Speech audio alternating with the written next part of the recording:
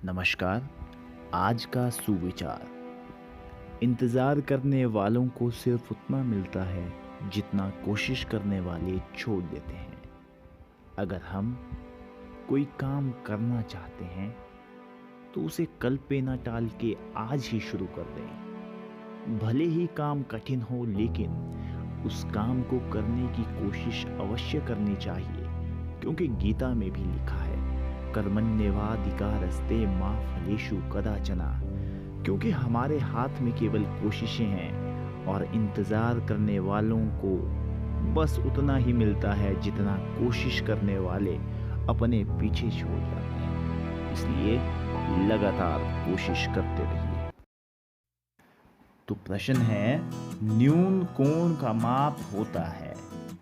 आपके ऑप्शंस हैं 90 अंश से कम, 90 अंश के बराबर, 90 अंश से ज़्यादा, 180 अंश के बराबर। तो आपने बताना है कि जो न्यून कोण है उसका माप कितना होता है।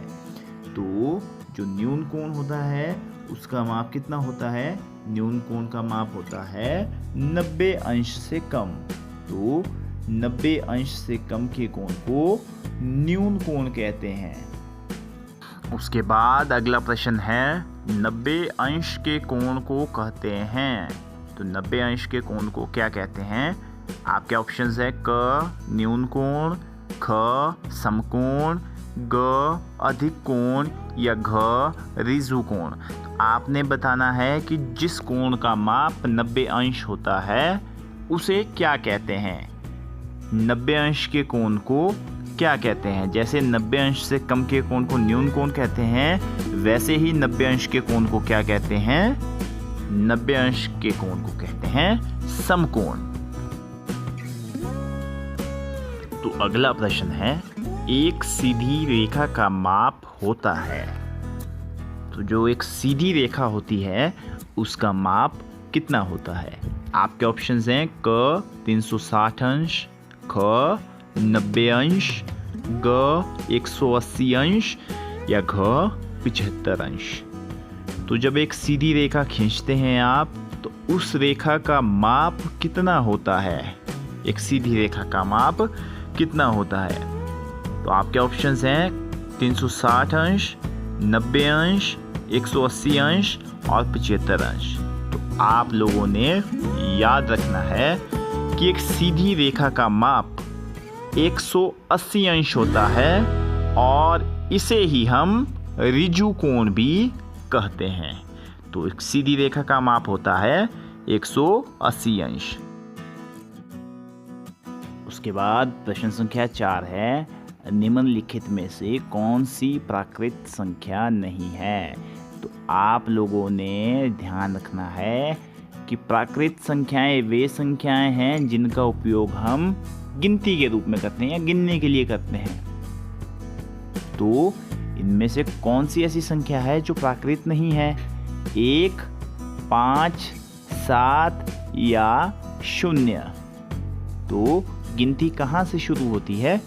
गिनती शुरू होती है 1 से, जिसमें 5 भी आता है, बाद में 7 भी आता है, लेकिन 0 नहीं आता। तो कौन सी संख्या प्राकृत संख्या नहीं है? 0 जो है वो प्राकृत संख्या नहीं है। प्रश्न संख्या 5 है, आयत का क्षेत्रफल होता है।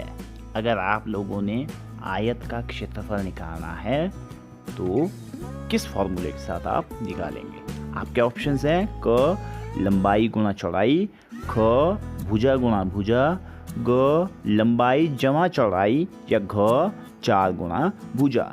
तो आयत का क्षेत्रफल होता है, क्या फॉर्मूला है?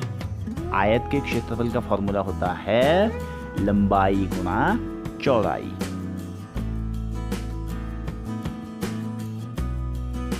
उसके बाद प्रश्न संख्या 6 है, वर्ग की भुजाएं होती है। तो वर्ग की कितनी भुजाएं होती हैं ये आप लोगों ने बताना है। आपके ऑप्शंस हैं क 3, ख 6, ग 4 या घ 7। तो वर्ग कितनी भुजाओं वाली आकृति है? तो वर्ग में कितनी भुजाएं होती हैं?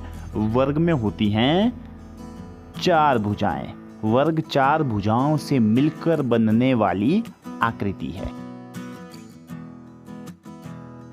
तो आपका वीडियो देखने के लिए बहुत बहुत धन्यवाद। अगर आप चैनल पे नए हैं तो चैनल को सब्सक्राइब करें, वीडियो को लाइक करें, और अगर आपने मेरी सामान्य ज्ञान प्रश्नोत्तरी खेल विशेष की वीडियो नहीं देखी है तो उस वीडियो को भी ज़रूर देख लें। आपका वीडियो देखने के लिए एक बार फिर से बहुत बहुत धन्यवाद। मिलते हैं फिर एक नई वीडियो के साथ, तब तक के लिए जय हिंद, जय हिमाचल।